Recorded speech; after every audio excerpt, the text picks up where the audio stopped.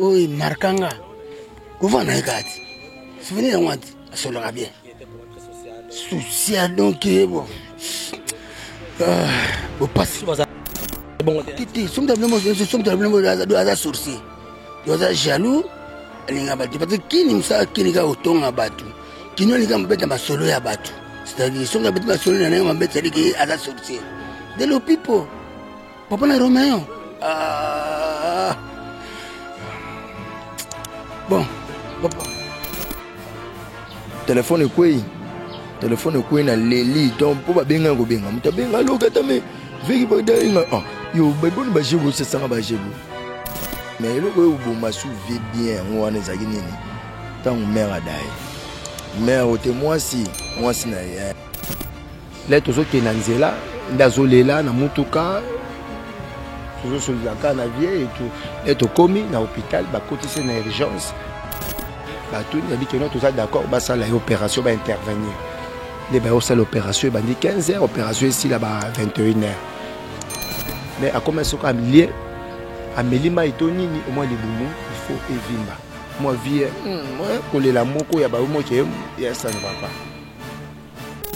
Mais vie sur aller les boumou et vimbi. So via Sandia au Sanza Pinza cantine plein. So au Sandia mon via au Sandia au Banga. Mais ce qu'on qui a Sandi bon, ça qui dit peut-être n'est pas ça l'opération et on te dit cette opération l'équipe bien té pour vier sur quoi mêler moi té, mêler moi portage à Sanza. Il bon faut vivre ma foi ça peut sur à Sandi mon a ayo qui bien. Débat comme ça la constant. Petite sœur, il y a Vieri va tenter tu t'as fâché. La mise dans la docteur dans la chambre. Alors ça docteur mais quand même nous avons ça na bino tout le monde a mindele même na poto mindele malamo mais comment bino ça la opération comment sous babande. Première opération d'abord il faut toujours moins 3000 et quelques dollars pour une opération. Bon deuxième cause à mutu abanani. Les vieilles ici tu dis non tika ko kene makambo trop dur et tout babino vie nous a pas santé sur les simbité quand même faut que le ba bazar la vérité te ba donc pas à m'embêter.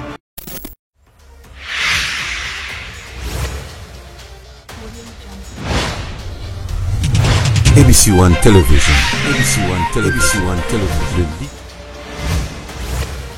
ABC One, toujours au chevet d'actualité. Madame, Messieurs, bonjour, bonsoir. Cela dépend de l'heure à laquelle vous nous regardez à travers le monde. Merci à vous tous qui aimez regarder cette chaîne qui met en point Jésus-Christ qui est le number one. Merci, bonne année à vous tous. Merci aussi na Obako Benga kuna na Manchester na Grande-Bretagne, maman Nabiso Doreen na papa Guy Isungu na Manchester.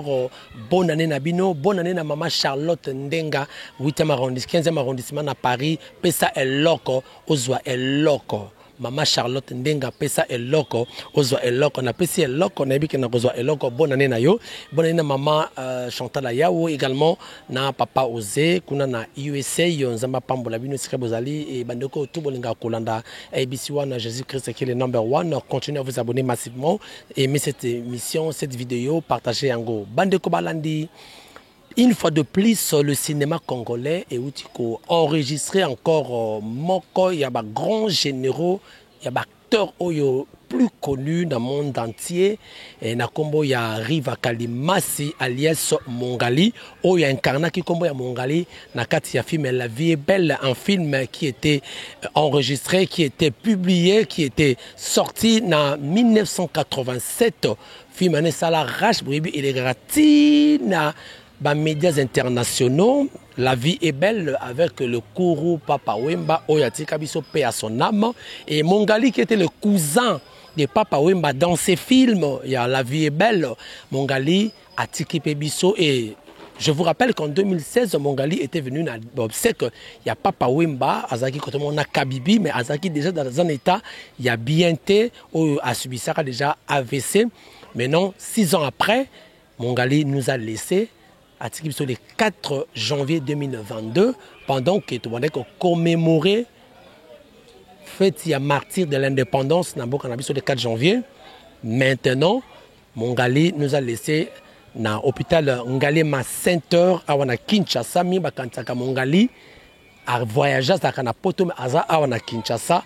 Madame, Messieurs, nous sommes ici na avenue Dirba Matonge 3 na Kalamu non loin ya rivière Kalamu et si ka boko mona ndako ezana sima na ngali ezali résidence officielle ya Mongali ici ka bande kufanda awa sike patiki biso parce que awa na yango to ye ndenge to tsamne to zali makona bino sike information ezali liste bino sike information ezali to ina bino sike information ezali nde monito ye sika wa pour te se rendre compte na nini le kaki pour que Mongali atika biso est-ce que il a été malade pendant longtemps ou bien c'était juste une crise où il s'allait na peu de temps courte maladie ne ba kolobela to koyeba yango awa ne to ye poto zwa ba information bolanda biso. ABC One Television. ABC One Television. Dès le peu accueilli, na ma passe na motema. Na façon à jouer à partir tellement toi batumoko, c'est le vie à nous les trop. Tu viens nous le cala. Tu vas vestukas, ba yokalo kole. Tu vas vivre, balanga star. Hein, bon. Tu te vas en être tellement trop bon. Moi, au coup, faisant un passe à motema. Bon, il fallait pas couper. Bon, parce que toi, pour ça, il faut que mon amour n'agaye. Mon amour, ce qu'on coupe, ça va passer. Ce qu'on met coco, je n'ai habité. Mais la pire, il y a un toit battu. Sur la kitoko. Donc, le problème, ça dit que vous en doutez. Vous avez vraiment ça donc de coller avec les tonja, mais à mon apporte, bon. Tu as qui te zazanaye. Tous les masters, les petits, les mères, donc tout ça, Mongali, Rive, mais il paraît que Abaneko préparé suite à La Vie est belle, ceux qui titrent en gros La Vie est ici, c'est vrai? Bon, on a pris la soirée, on a pris la terre, quand les Indiens, qui sont des vedettes, bête à ma vedette. Pour qu'on soit des journalistes, donc on se peut là. Bon, on est les mains, puis bisoga. Très bien, merci beaucoup. Est-ce que quel bon souvenir nous gardons au l'air vous avez vivant zaï maintenant au Penda? Souvenir au marquanga. Comment on a gardé? Souvenir on dit, ça le bien. Social donc bon. Bon passe. Si vous avez remonté le roi ça La Vie est belle, ils ont reconnu mondialement comme moi orgueilleux. C'est bon. Titi, sommes de la sorcier. Vous êtes jaloux. Parce que qui n'est pas qui a autant à battre, qui n'a pas ma solo à battre. C'est-à-dire, si on a ma solo à battre, c'est qui a la sorcier. De l'opipo. Papa n'a Roméo. Bon, papa. On comprend que. C'est pas trop, hein. On va mettre double one. On va voir, on va voir, ça va. On sort mon double one. On va gagner one. Donc, tu vas si bana époque wana donc même femme c'est bana 74. Ah, ma tout j'ai biso. Donc mon gars biso. Très bien. Merci Maître Double One pour ces petits témoignages. Voilà, nous continuons avec des interviews. Tout ça à la résidence familiale, il y a Venaviso Riva Kalimasi. Alias Mongali, Oyazaki cousin, il y a Papa Wimba incarné dans le film, bien sûr. Donc, film, il y a La Vie est belle. Bonjour, Nderonangai. Bonjour. Ah ouais, Boni. Bien. Nini ko sala a. Nini sala tinga sala déjà koto. Dans le pango. Dans le pango te men naza voisin na bango bani. OK. Vie Riva Kalimasi alias Mongali atiki biso. Ndini no osoki sangona ndenge. Donc ça n'a pas passé ma casse parce que wana la kokoba na ngai. Téléphone quoi na leli donc pour ba benga ko benga muta benga lokata me veki ba dainga yo ba boni ba jebo se sanga ba jebo ba jini no mo ça so mati o ya lupangu na ye ya bela ils ont pas en famille lupangu na ye parce que papa banga soma lupangu cha kombo na ye moko lupangu na ye oza lupangu na ye o vie pena résidence na ye donc soko luki soko baluki ne okutaka va pour le natamo be faire banda ke sumi kilité natamo faire banda ke sumi en 2016 na matanga papa Wimba azalaka mais azalaki déjà na kinikaka azalaka na Congo bomona été face au vie abane ko tambola bon vie AVC beta mais akuma moi calme ya omona azalaka na matanga kuna bon vie aza malade te vie ekome na tama boye vie tanga komi kosala mwa baphysique banini mpo oyebi kaka vese ndenge yala omosala mwa baphysique mais eloko oyo oboma su vie bien yango wana ezalaki nini ntango mare adaye mare ote mwasi na ye biso obenge mare donc mwasi nazalaki ne jeune mama donc keita wana mpe na base na biso donc mpo vie na biso toyebi nde bato ya biso toyebi mwasi nakufaki na nini kufika na 2021 liwa mwasi nasali 2 mois kango 2 mois liwa mwasi nasali 2 mois yango donc mwasi oyo baboti na ye 2 bana à part que vie aza na bana na ye mais mwasi no baboti na 2 bana bana mpe batikali moko aza na 4 ans mosusu aza na 7 ans bana ba mike mais akufi atiki bana na maboko ya vie mpe ezalaki motu moko déjà akuma mwa faible bana bamaladi ya baavc na atazonga normal mais vie azalaki sur mwa bien te bani mwa bamaladi ya mike vie wana otake vie mais ane moto abandaki koyebi kaka mwasi soki aza na bolingo soki aza pembeni na yo ata na maladi ata na nini ata na mpasi okozala na ye bien okozala bien parce que motu moko aza pembeni na yo azolandela basoi na yo babilo oyo pendant que mare adayaki nde vie basusi mpe ekomaki yakoma na basusi biso to nga na oloba o ngaza donc na oloba bureau ya vie biso komo benga vie master verifa biso benga master koko bana biso meto komo benga master po to zalaka na air tout ngayo kop il était comment balobi malgré mon ninga ça ka film la vie est belle azara ba succès na il était devenu trop orgueilleux est-ce que c'était vrai non mutu abi vie azara orgueilleux akosi makasi vie azara mutu oyo alinga batu nyonso tango akufaki tango kaka sango yaki awa bashege bametre bapomba bakuluna batu tu batondaki lobi le na 10 na 4 na 10 heures na nini ngali masante ngali masante mingi ba oyi ke baimboka tu bakola na bakanisa ke vi mongali askenda poto na bakabibi ti le lula do bat baza sur monde ka zana kisasa oui batu bele bakanisa bongo wana raison parce que biso mo kutu na ba masa na biso ba place to kutana na bango ba masa msu ba ebe vete ba bika via na poto so betele te veki vanim ta binga vinga oh no abi rien okosi via za la garde manjusu ko balobi ke via kufa batu bele msu ba bika via kufa po en tendance ya vie na ndenga sala film na ndenge azkomaki e comme moi du fait pour faire comme ba locks total ba photo total ina tonga yaki na bemba papa mba on a fait comme locks via colis batu msu moye baza so na vision ya vie ezala kité mais na tamo ton vie abanda okende ba poto tonga oke su poto te avc tonga betaki avane na ndaku donc abanda ko bima sute donc kombo na elongwa ki mwandam na mito batu donc batu msu ba bika vie azani na poto ba msu ba me biso bana matonge biso bana badiki babuke babubu auto zalakana to on avait chaque jour vazine na bakini mais tozoyo ka après la vie est belle il semble na habite so confirmant que vie riva abandai ko sala azena préparation ya film même sous suite ya la vie est belle ce qui titre na ngozali la vie est ici c'est ça vrai bon na ndenge ngai na zala na vie na makamwana na tika ko yoka on te ponga yoka mingi ba documentaire kaka toi na bulto créer faire ça documentaire mo ba sala kangopi do ba documentaire mais o film na yoka ngote na yoka po parmi muto ba ndeko ko primer vieux ba papier na ye po azana ba na maison na ba na maison publicité nani RG donc maison ana vieux ba bilo on ba cacher ba ni tisuko na ya angam na sala ba cacher ngam na sala ke soki ya mpi azana besoin eloko mo ba beti lettre muta oke imprime ngo za ngai ngam fona oui presque ba texte na mingi ba bilo na mingi za pa na ngai wo ba na imprimer so ponga mo pe na ina biotique na mo ba imprimante na ngai ba bilo ba mingi ngam na imprimer le donc na tika pe na ko ka so na tapa na imo te mais na dernière minute à quand aux ala qui na vie au santakata déjà vie affaibli parce que yondo za na ina quartier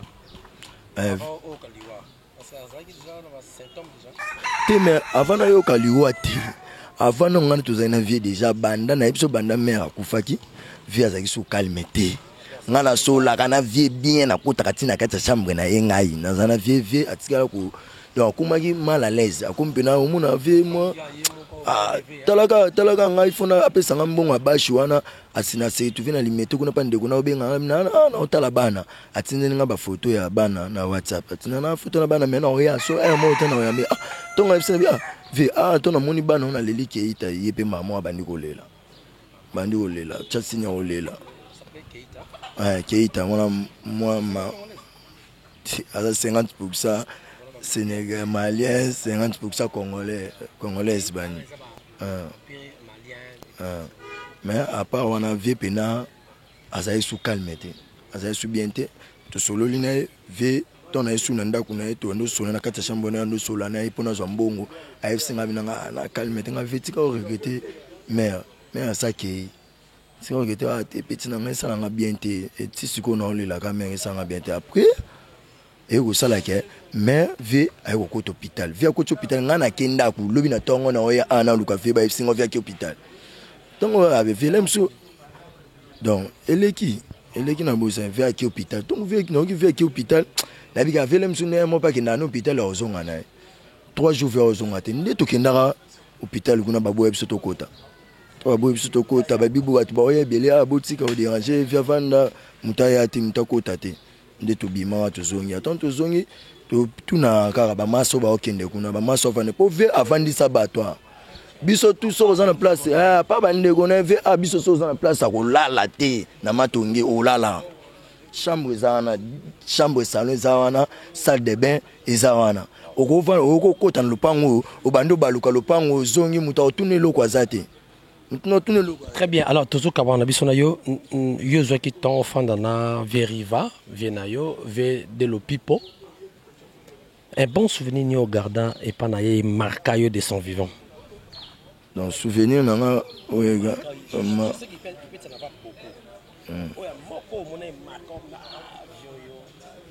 te bolingo vers ale pananga. Non mona no senti lokola nde tata na ngai ni mtabota ngai wana. Bolingo yezalaki so bolingo na zaki na ngopa na ngate melem su na invité mais bolingo kaka ya na ngombongo te eloko te bolingo kaka wazaki na ngopa na ngai yango ni mte salaki yango ni mte marka ngai po e ali sekite ko pusa pembe na vie wana ali sekite o pusa ndeni o banga ya lokwa yo papa wembo ki papa wemba ngono oyaka mama papa wemba bano sola na te maza kokoba na biso to noza na bolingo azaki vers biso poto mona batu mususu amuta quartier na so comme star au kimi quartier na a sola suna batu bien te mais ya zaki bien na biso bolingo wana zaki vers ngai na ye yango ni mte marka ngai. D'accord, merci beaucoup. Mbote papa. Voilà, to monio a wana lieu ya deuil ici ka papa nabiso Veri Vakalima Elias Mongali. N'habite comment yo zapi mona quartier ndeko comment? On a za beau frère Riva. Naza petit frère madame Lia Otukufa Mama Keita. Très bien. Alors, il n'y a pas longtemps, il n'y a même pas 2-3 mois hein, parce que maman Oto Kende 3 mois déjà hein. 2 mois déjà, maman Otomama Keita Kito Yarap Matanga. Mais est-ce que comment vous avez reçu ces messages? Vous avez dit ah waouh, yaki bon toutefois on a eu message na musala. Nazareth na musala. Non non on zakate. Nazana Kasavubu. Na musala à partir à je crois 12h moins. Et on appelle moko appel normal ya poto. Il y a Masalanga Morazan en France, la Bengingaï. Oh non, Abdul, Makamlinga na Yokinga, Yokini. On a, je crois, 12h déjà. Hein? 12h. Si, wana ebi. Que non, Abdul, Makamli na Yokinga, le bio Yokini. On me baby singa, Veri Vadaï. Babiki, quoi? Veri Vadaï. C'est tellement na Tikali. Yemba Moko Zepembe, Nanga Masalanga, Zui téléphone Nangai. Maman Rando Solola, na moto abenga ngai. Yo ki solo ndenge nini dele bakatso solo na ye allez ba petit mususu na na bango na sala na bango nde ba banjo benga po bazwa confirmation bien c'est leur message wana de te confirmer que via daé donc c'était ça quoi.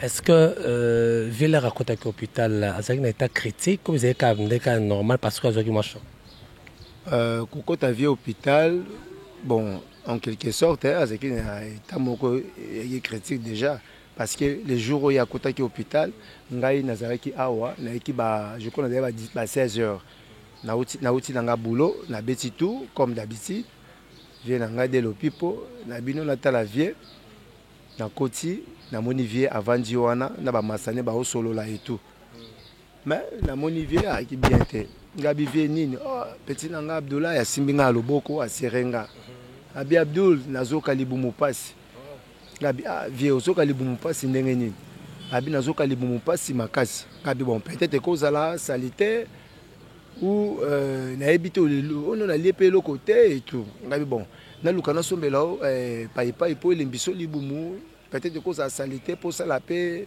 ni yabi non nalinga paipai te mais nazana kisi moko wana so na meliango ekosala nga bien pour d'habitude na famille bon bazana problème ya libumu na problème ya osala la toilette ezana batamo ko sala bango la constipation c'est ça et ça la bango souvent tele aibisinga na omela kisi kalate bon le temps que na entraîner pour ndo sape musa na kati ya parler ba changer couleur et tout na koti pe na kati na nde ba pesine ba ndo bongisa na yo longwa na longwa je crois ba 17h 18h na longwa ba 18h si je me trompe pas ba 18h na bengi ba grande sœur na ebisi bango babi non toi na kisi moko pe awa comme ça tout tindela yi amele osala bien ko soulager par rapport na ndenga zalaka masala ngai ya ekotala nga na parler nga na zalaki te de ba pesi ye kisi le tanga na ozonga to sali croisement ya komi atikeli vie kisi nga na komi na parler nga pe na vandi to yo koma ba 22h 23h 22h 23h na sutu ngabi oh pour vie ebsenga otinda liboki il faut aller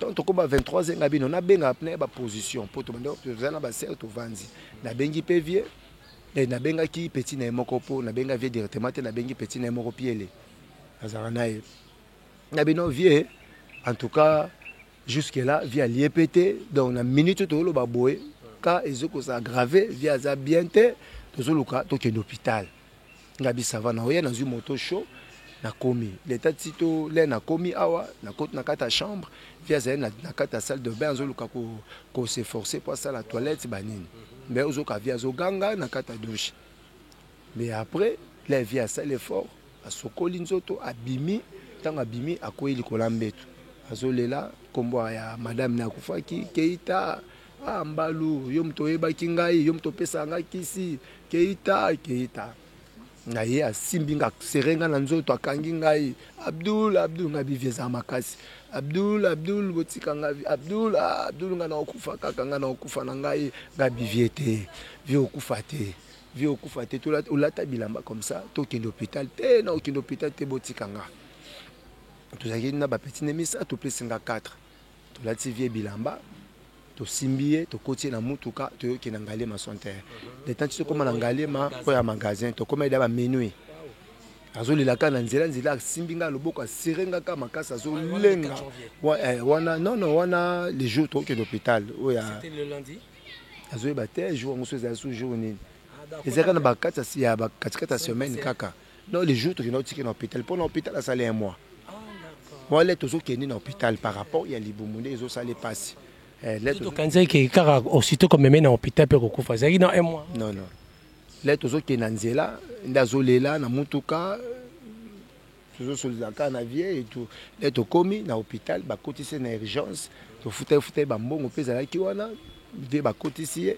urgence biso to tellement ka libanda et moto vandi po hôpital pe ba matata fort na Ngalema Santerre to tellement libanda et moto vandi to landaka position ti tongo to zaleka wana to lala été bolet to komi na tongo le tanti base la docteur na Ngalema Santerre si ba ozi la docteur général a koya wana ndesi kwa yo décision que non faut solo na ba mikolo a solo na partie ya ba de quoi vériva na ba partie na biso ba tout ni bi que non tout ça d'accord ba ça la opération ba intervenir de ba ça l'opération ba dit 15h opération ici là ba 21h c'était bien passé et les cas qui toko makasi biso to banga kimba to sambeli to zo sambela opération to zo sambela nzabe pas sali si biso grâce à sali grâce opération l'équipe bien to kumisi nzambe lobi nango ali bati bazong sivé ba pesivé chambre bon babi bon photos elle a 10 jours pour alia pardon ko lesa ko nourrir ye kaka na ba perfusion ba ndo pesa wana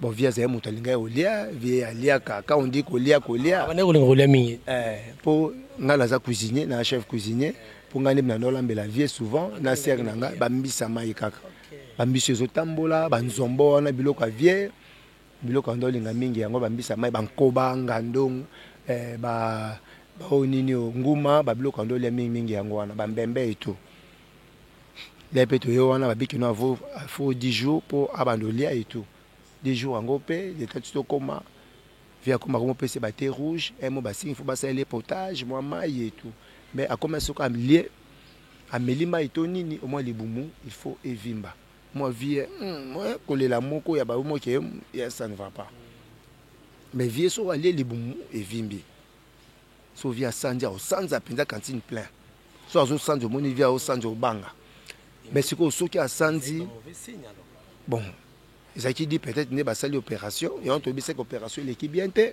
pour vie so ka meli moi te ameli moi portage à sanza libumu fo vima fo ça depuis so a sandi mona ayoki bien so ba tiesu so ba kisi ba lo tie wana po enourir et ça l'est bien te de ba ko ça la constant petite sœur ya vieri va tanti titi ku ta fâché na misu na docteur dans la chambre ando bisa docteur mais quand même ça musa na bino to mona ba mindele même na poto mundele so basili mbala moko mais comment bino bosa la opération comme suba bandela première opération d'abord ba foutu au moins ba 3000 et quelques dollars pour une opération et bon deuxième ko za mutu abanani des vies à ABC tanti titi non deuxième intervention faut ba ça sous opération des vies à ABC tanti titi non tika kokene makamu trop dur et tunga bino vie les mambo santé sur les simbité quand même faut que lobela bango baza la vérité te ba docteur baza mambo ebele et cause ces erreurs na bango ba oluka échappatoire nini ba ko kima mais c'est pas bien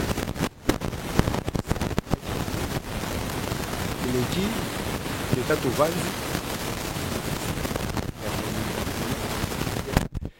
docteur général Sokaye lobby nango biso stoko photo vendre la vente ndima ko ça la deuxième opération photo étudier na nuka ya vie ya tonton Riva to étudier ngo bien si c'est bon de tout ça la deuxième opération donc c'était ça mais comment est-ce que komati na koko fasiko bon deuxième opération elle est quand même bien après Noël elle est qui nango pe bien ba mon mo foot mon kati biloko yusuka ka estomac pour les kana na ele kana michopo et kende ko pour ça la selle au ça la selle moi fui tu bano kanga biloko yusuka ne soma ngono vimbise libumu moni tango ba yo sala et opération ami balé ba bike non ça va bazong sepe lobi nango ba sale tilelo na po ba bandaki yango pe esale ka so ba 3h d'été sili biso to zonga ba 22h moi to zonga na ndaku alali place ba check place ba saki opération wana lobi non na chambre bazong se na chambre to bengi pe non vie normal to zela ka ba pesa autorisation pour à la thé rouge, à la bamaïa, à nous potage.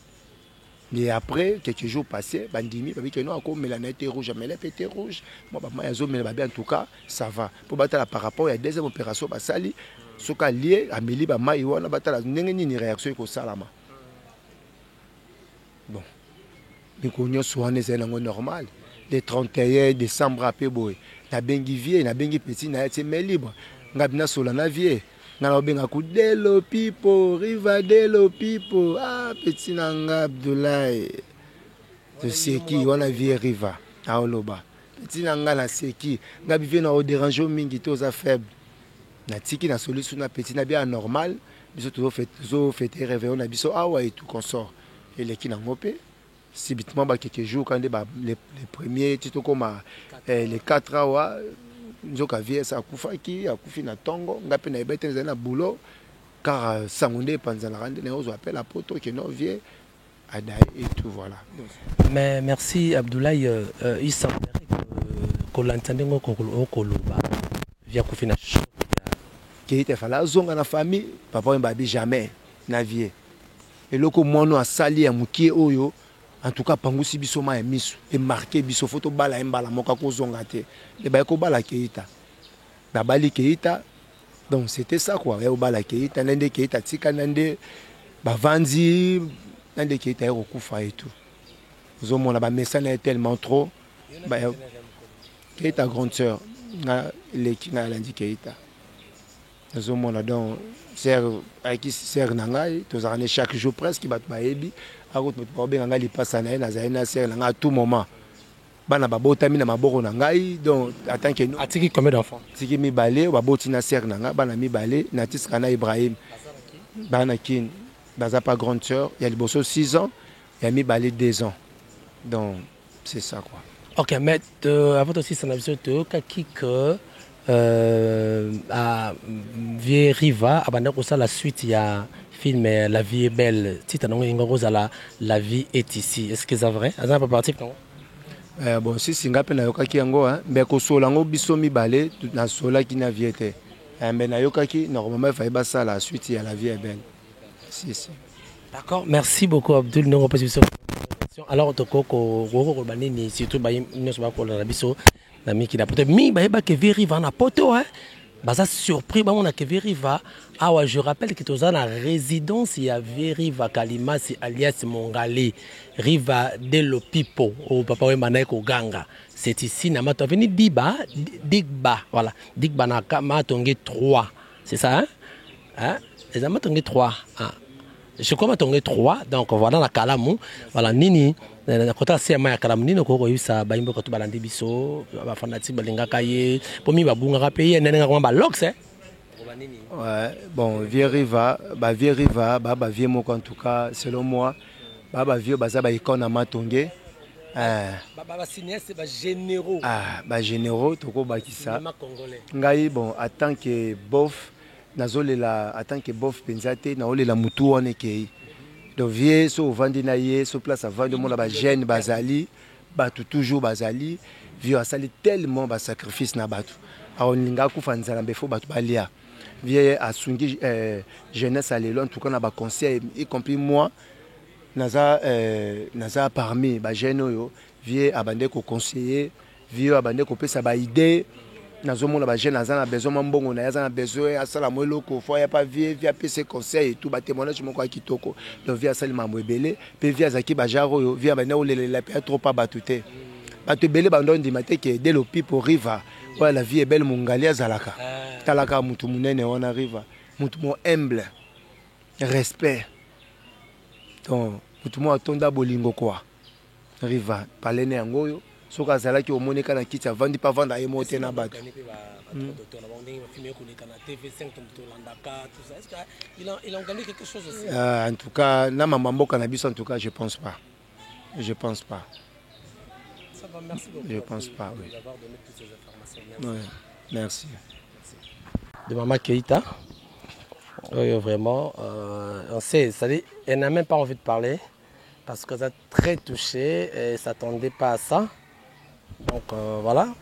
Non, je crois que le vice exact pour Azoboya. C'est la grande sœur de Maman Keita qui était très bien. Merci. Comme je vous avais dit, Vieux Mongali, Vieux Nabiso Riva, Azaki Moto Yabatu Ebele, Yabartiste, Yemo le grand cinéaste congolais. Alors, to Koutani Penande, Ronabiso Lizarazu, Ozali Moko Yaba artiste musicien, Azaki Paya Bill Clinton, les lois ont évolué seul, mais Azali Pe Mwana Yakar, c'est bon Lizarazu. Bien de Konanga Kitoko trop. Boni santé. Non, santé ça va. D'abord, Lizarazu, aux amours dans le quartier, fait d'ailleurs à Koufi, d'habitude, aux autres qui sont encore dans le bon, on a boutou déjà, on a côté internet na 0 on a bouba publier. Nous avons un quartier, et on regarde internet. Té, naza moi na quartier mais wana nozala na et pas viete na kata palais. Na ki shenga na palais na pemi na tchatché na otala bou na mona mama ba publier. Bon, na moment on aura aventure pour et comme paiement ndenge moko boye mais tellement na yeba ki ke via côté ki hôpital. Maman na ningisi mutu na mo papier ngofumu red. Yepe azara ya quartier singa te via dai. Maman on aurait souci makasi donc nous mena tongo mbala moko na bimi donc depuis tongo na zara on Vieux Riva azaki nani pona yo Vieux Riva pona ngai azalaki icône ya matonge premièrement ya matonge donc à travers Vieux nde makambu pe ebele et kota na makamandule na bango donc ebele bedo et pas nanga azalaki pena Vieux moko icône. Est-ce qu'on doit tomber peut-être en tant qu'artiste Oya Oswana Vieux pour partager sur le plan artistique? 2 semaines coûte avant Liwa ya mère. 2 semaines avant Liwa mère déjà on a répété quelque part na Bozene awa. vie déjà abandé koyoka de sango que non lizarazwa zawana ndé ko tindela ngai papier ngofumu ya red abi mendenge nini mes petits naoki azo répéter kuna ndeni potion habité ça va né na baki lora vie aptindi de alolaka il faut nga moko na kita rapide na papier ndé na ye papier to solo la ginaye donc 2 semaines avant liwa moi sinaye to solo linave apesi ba conseil o ke ko pesa ngai pona mama musique ainsi de suite donc ndé ka ezalaka donc vie pena to bandaki ko coacher ko solo la po azaki mutu abatutu na ba et surtout ba o ayebaki en tout cas bande ko leka mutu moko. Mais après kobungisa mwasi na ye, est-ce que vie mongali vie riva eza choc ya madame Keita tende salier et memaye boye ou bien? Bon, d'une part tokoloba choc, d'une part tokoloba choc, mais nga nebi ke via kufi na opération o nga na ebi 2 fois intervention o nga na ebi etake petit na e parce que les qui a Keita a expliqué biso pe bongo. Normalement, avant dans matonge a ebi vie riva de l'opi pour ebi ke via kufi na opération. L'opération n'a pas été bien exécutée ou bien? Non, bah ça là qui déjà après bah ça là donc c'est comme il y a 2 fois. Bon, on a un PV déjà, tala kaka, agida AJP, azo boulé pe donc liweza marambanzambe. TV age nene na habité, na ko buka lokuta te. Age vende na habité.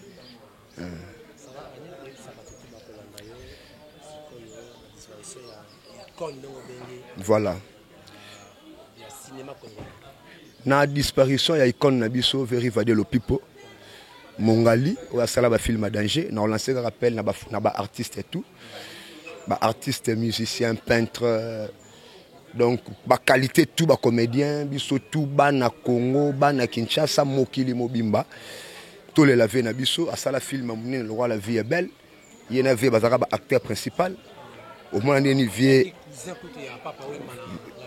voilà. Mais toi qui a la paix suite à la vie est belle, ce qui la vie est ici, c'est vrai? Bon, et ça là qui projet, mais talara via kei. Donc, toko lo belango penate po yemoko ndenga bande ko boule akei donc boya tole la vie, ça qui vient na biso boya tole la vie. Vie moko donc bon ceux qui n'ont pas plus que social comme sous les ala raté pour social et clôturer donc social mutu malamu mutu abolingo. Donc, mutu moko te akoloba ke ove devait mo asekarakaka azalaka gentil.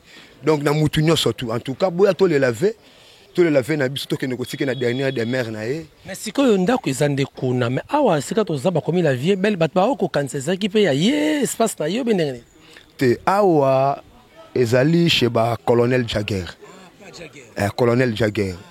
Donc place oyo filmé ya ndaku oyo vie beaucoup la ganga mbongwe ndaku mvandu ndaku mvandu yango donc ndaku mvandu yango tellement ezali ki ndaku moko be oyo sala ki événement ndetangu la vie est belle ezui yango et pespeka kombo ndaku ya la vie est belle po ezali ndaku ya artiste donc awa artiste nde na katia. En tout cas merci beaucoup. Voilà, madame, messieurs, nous sommes arrivés à la fin de ce reportage. On est au Sarabino, TV Radio, Tozalaka, Lisu Nabino, et c'est information Ezali, Matoy Nabino, c'est information Ezali, Pemako Nabino, et c'est information Ezali, toute la grande équipe Nabino. Nous sommes descendus sur le terrain, dans résidence privée.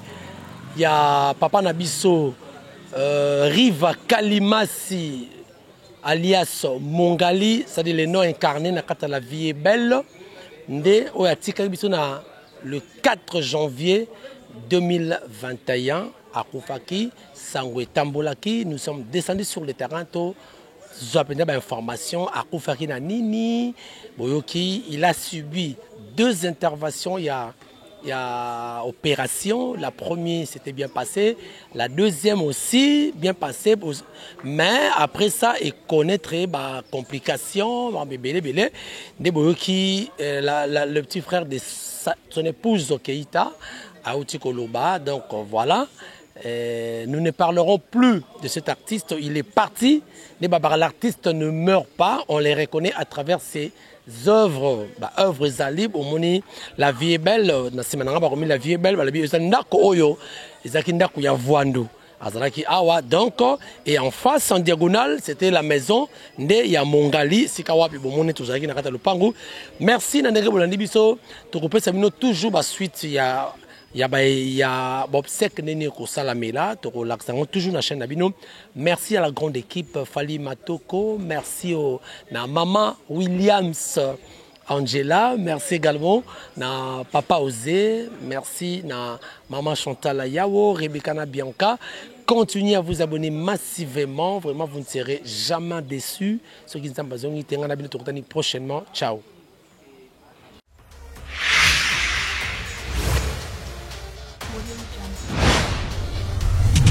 ABC One Television. ABC One Television. ABC One Television.